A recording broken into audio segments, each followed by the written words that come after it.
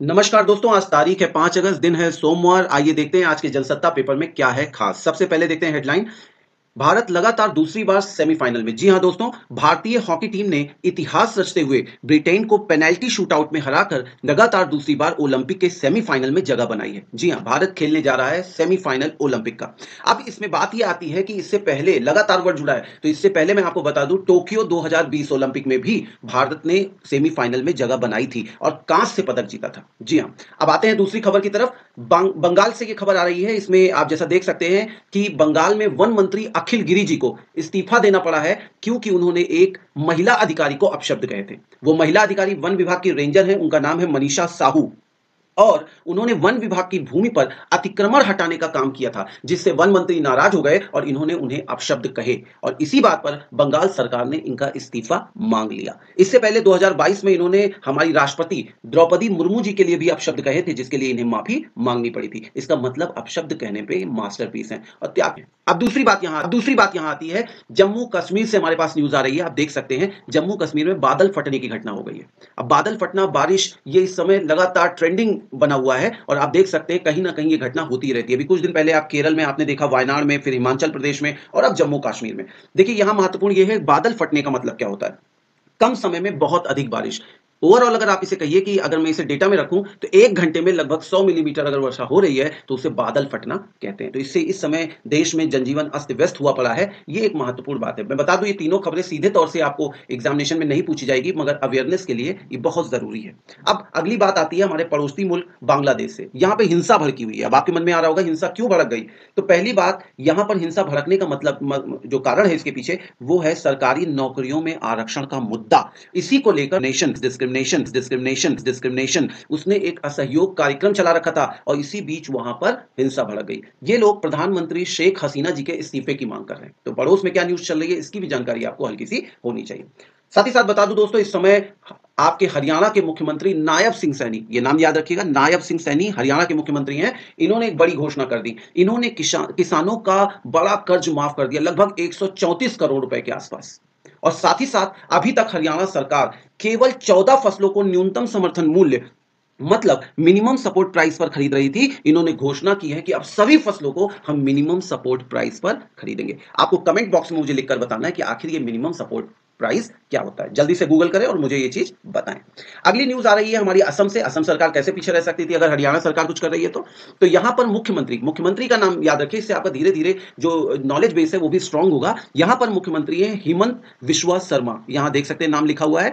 इन्होंने ये कहा है कि लव जिहाद का अगर कोई मामला हुआ असम में तो हम आजीवन कारावास की सजा के लिए एक नया कानून बनाएंगे। और साथ ही साथ इन्होंने ये भी कहा है कि हम एक नई अधिवास नीति भी बनाने जा रहे हैं या उसे भी बनाने की प्रक्रिया में आगे बढ़ रहे हैं। असम में जन्मे लोग ही राज्य सरकार की नौकरियों के लिए पात्र होंगे। तो इस तरह कुछ बड़ी घोषणाएं करते हुए दिख रहे हैं। देखते हैं कि भविष्य में ये कितना इसे जमीनी स्तर पर लागू करा पाते हैं, इस तरह के कानून को पास करा पाते हैं। तो ये प्रक्रिया पाइपलाइन में रहेगी। आगे बढ़ते हैं और देखते हैं क्या न्यूज है हमारे लिए खास।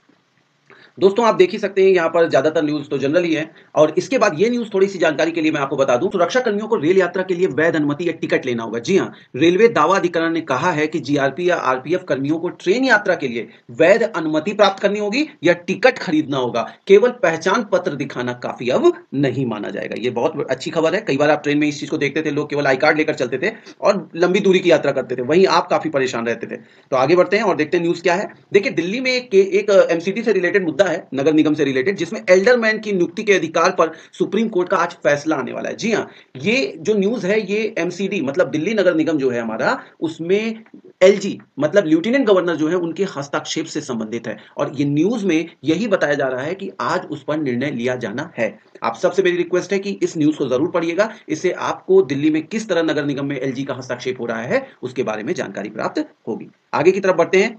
आप जैसा देख सकते हैं यहां तो कोई खास न्यूज नहीं, आते हैं पेज नंबर 6 पे। आज संपादकीय काफी महत्वपूर्ण है। इसमें भूकंप बदल देंगे नदियों के रास्ते। जी हां, आप देख रहे हैं भूकंप की घटना लगातार बढ़ रही है।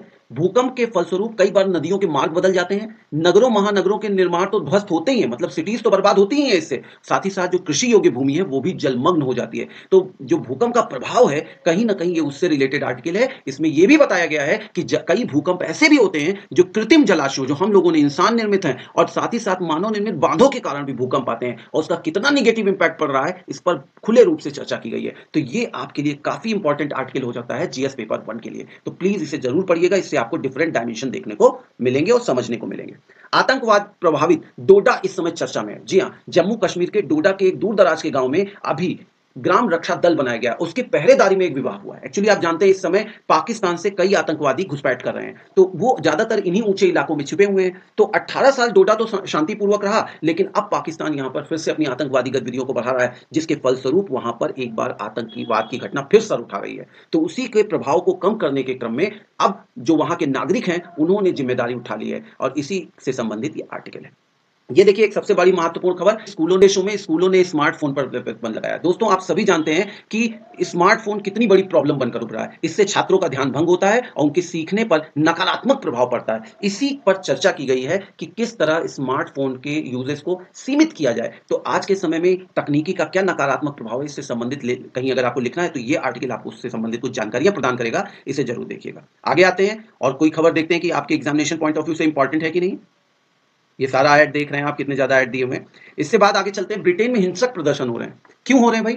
देखिए ब्रिटेन के प्रधानमंत्री, सबसे पहले आप जान लीजिए कि जो यहाँ के प्रधानमंत्री हैं उनका नाम है के.आर. स्टारमर। जी हाँ, ऋषि सुनक जा चुके हैं। अब के.आर. स्टारमर यहाँ के प्रधानमंत्री हैं और इन्होंने देखा है कि प्रवासी विरोधी दक्षिणपंथी समूहों ने इस समय यहाँ हिंसक झड़प और हिंसात्मक गतिविधियां शुरू कर दी हैं। ये उसके लिए सख्त हैं और कह रहे हैं कि किसी भी प्रकार से कोई हिंसा बर्दाश्त नहीं की जाएगी। अगर हमारे यहाँ शरण लेने के लिए कोई आया हुआ है और वो कहीं ठहरा हुआ है या जो शरणार्थी हैं उन पर किसी प्रकार की उंगली उठेगी तो ब्रिटेन उस हिंसा को बुरी तरह कुचल देगा। तो इससे संबंधित न्यूज है, ब्रिटेन में चल रही है ये घटना, इस बारे में जानना चाहिए। इसके बाद आते हैं लाखों महिलाओं को उज्ज्वला गैस कनेक्शन का इंतजार। जी हाँ, मैं बता दूं कि उज्ज्वला गैस कनेक्शन में महिलाओं को नए गैस कनेक्शन दिए जाते हैं। सबसे अधिक मामले जो पेंडिंग है वो दक्षिण भारत में है, और ज्यादा अगर आप इसमें स्पेसिफिकली समझें तो सबसे ज्यादा मामले इस समय पश्चिम बंगाल में पेंडिंग है और सबसे कम लक्षद्वीप में।